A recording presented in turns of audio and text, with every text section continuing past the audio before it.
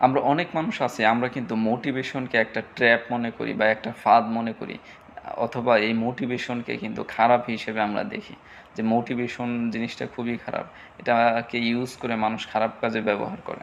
But motivation জিনিসটা আসলে কি? মোটিভেশন মানে হচ্ছে অনুপ্রেরণা।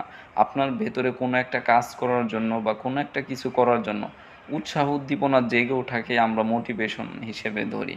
দেখেন, আসলে মোটিভেশন কিন্তু কোনো খারাপ জিনিস না।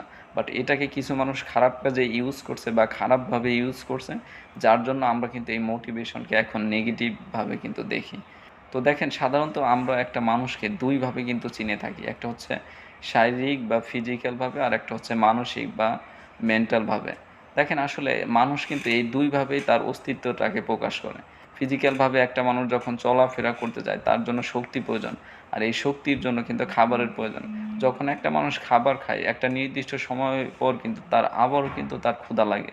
ঠিক তেমনি আমাদের মেন্টালিভাবে আমাদের এই মোটিভেশনটা কিন্তু আমাদের মেন্টাল খাবার। এটা যখন আমরা একটা সময় এটা আমাদের ভেতরে গ্রহণ করি, একটা সময় পর কিন্তু এই ফিজিক্যাল খাবারের মতো কিন্তু এটাও কিন্তু আমাদের ভেতর থেকে শেষ হয়ে যায়। তো এর জন্য মোটিভেশনটা কিন্তু এটা পার্মানেন্ট কোনো বিষয় না। আপনি যখন বিভিন্ন মোটিভেশনাল বিষয় বারবার আপনার ভেতরে দেখবেন বা শুনবেন, তখন দেখবেন এটা অটোমেটিকলি কিন্তু আপনি সেলফ মোটিভেটেড হয়ে যাবেন।